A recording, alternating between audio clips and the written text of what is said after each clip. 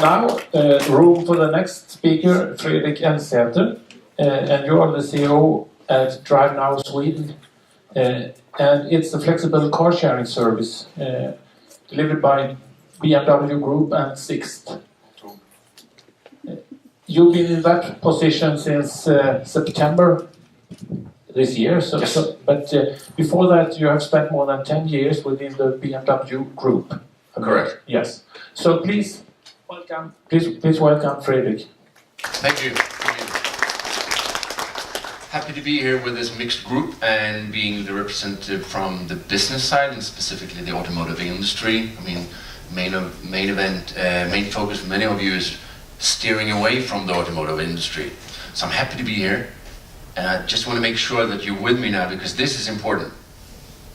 Not because I'm going to sell Drive Now to you, but because my main message here, and I hear it a lot, so I'm happy, that we need to join forces. We need to change the perspective and habits of people, otherwise we're not going to succeed, and that's to join forces. I have two hats. The BMW hat, automotive industry, with my history, but I'm here officially as the Drive Now person. So I'm happy to try to do both. Our services should be, in this group, be rather well known, but the very elevated pitch of it is the mobility on demand. It's a free-floating car sharing service and you pay by the minute. Clean and simple for the consumer or user. But starting out with the automotive industry, Henry Ford has been mentioned earlier today. Consumer in the focus, well, maybe in a different perspective than we do today. He was fantastic in streamlining the process and production of it. But when it comes to, they can choose whatever color they want, as long as it's black, doesn't really fly anymore. The consumer wants more. They want it all. I love the quote in Susan's, where the monk that said he wanted the Big Mac with everything on it. We all gonna go that road. We want it all. Media consumption, fast food retail consumption every day, and of course with the cars also. This is the model portfolio of the BMW today. Just the different car variants. Don't talk about the engine or something. We have 26 different car models. We want it all. We want to choose. We want it right now. But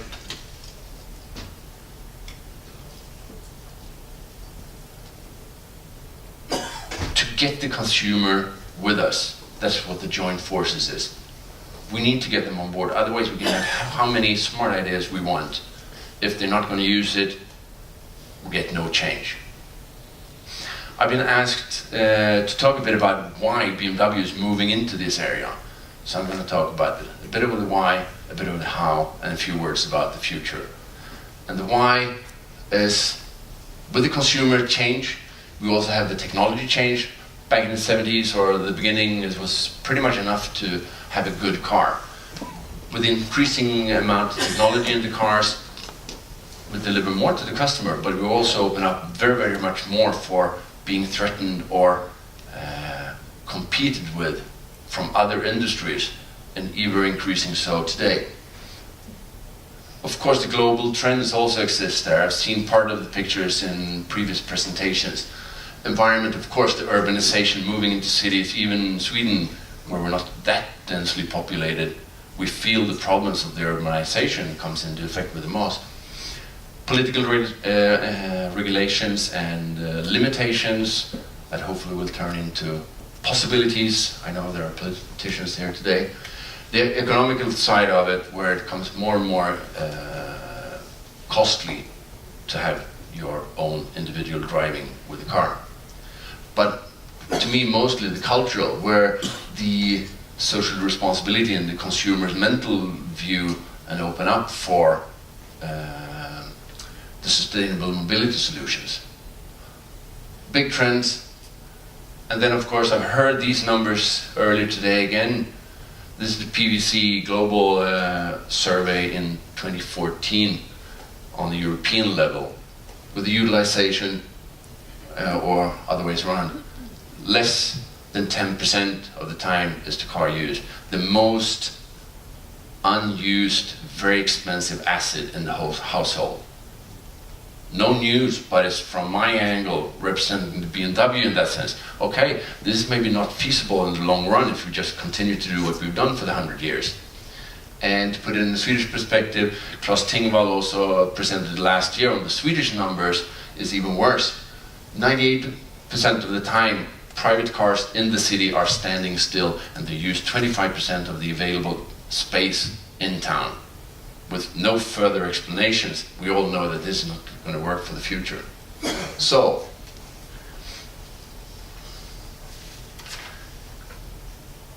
is it business in it also? Yes. When we sold one car to one customer, we managed to do some 500,000 cars. The trend has already been to leasing, where people in a larger extent don't own the car today. Yes, we say that we own the car, we use the car as one, but we actually don't own the car. So we have wider flexibility as a consumer, and for us as a business case of BMW, we sell more cars. I think they're a little bit over exaggerating from the central side when they gave me this picture. I don't really believe in the 100 million cars, but the mentality really showing, yes, there is a business case in this also. Maybe not everyone in here would like to see, oh, you're going to sell more cars. But let's say with combined forces, if we see the business and start to do these services, mobility as a service, we're joining forces to go forward. So, don't really know about 100 million cars, but it's a business case. So that's the why. Meaning, we have the perfect situation for creating Drive Now, where I'm working and starting out in Stockholm right now. Drive Now is a joint venture between Sixt and BMW, joining forces to have the best of both worlds.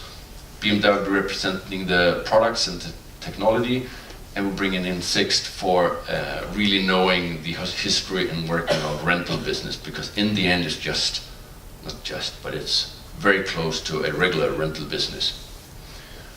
Full flexibility, mobility on demand. Just to put it in perspective to regular car owning, permanent ownership, regular rental cars, days, we've seen for quite some time. I mean, we're not the first movers here, but we've seen for quite some time with the different types of car sharing solutions, but it's still been maybe down to hours. And the free floating, where we are one of the suppliers right now, is more down to the minute, spur of the moment. We've seen it in many of the different presentations. We want it now. Because it needs to be easy. Register once, this is the how we do it today. Register once, you find it in the app, go to the car, open up, jump in, put your PIN code to verify who you are, say it's clean, and you're off. It needs to be as simple as taking the bike, taking your car, or the public transportation.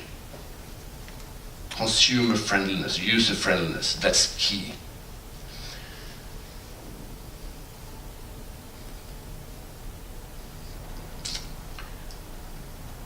We're today active in 9 cities. We don't have the quick global growth as Uber, but we're getting there. We have the plus 4,000 cars in the cities altogether. We're drifting 250 something cars already in Stockholm now after a month of service, past 4,000 registrations, 500,000 registered users across the cities in Europe. So it's really picking up. And this is important because this is statistics from the German market. The gray, sorry, the explanation comes in next click, but then I reveal the kind of the wow. The gray is car sharing in Germany, registered users. So I mean, many years we've been using car sharing services in Germany, but it's kind of a slow growth. Many of these are the, I would say, idealistic. Sharing within communities, first movers. And the twist is in 2011, in 12, we and the other ones supported by the car industry, automotive industry, stepped in and gave a good service. And my main point is not saying that we are the saviors, but again, joint forces. It's not either or, it's us together. We need the grassroots, we need the ideas, but don't fight the commercial interest, because they can make it turn to a success on the overall.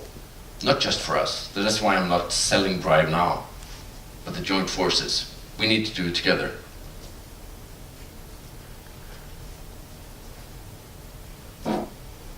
User cases, again, it needs to be easy, top of mind. Going downtown, use our car. I will even stretch, use our car going there and take the Uber home. Because I'm not here, I'm happy to hear that Uber said public transportation or taxis are not the competitors. It's the normal car usage. I don't see them as a threat. We need to build this together, because the best impact we're going to have is when we shift the mentality of people to really start to use different things each day. And I've heard some good examples of that, and Urbit is also a very good step in that way. Go to the dinner, business meetings, the occasional when you need to transport something bulky, or of course to the airport, which is the biggest user case for us.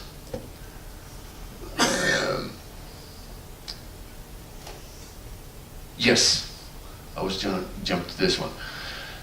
I thought I was coming with something new, but the intermodal riding in this area and this audience is far from new, but it's already existing. We have it in the i3 in the German market, where you already punch in the destination you're going to, and it might even direct you to park the car and take some public transportation. We're going there in the other markets, so it's just one step. But I truly believe, I can't remember who said it, that to get the biggest effect, this need to be an outside supplier of the service. But we give some help on the way. And to push the mind a bit more, self-driving cars have come up a couple of times today.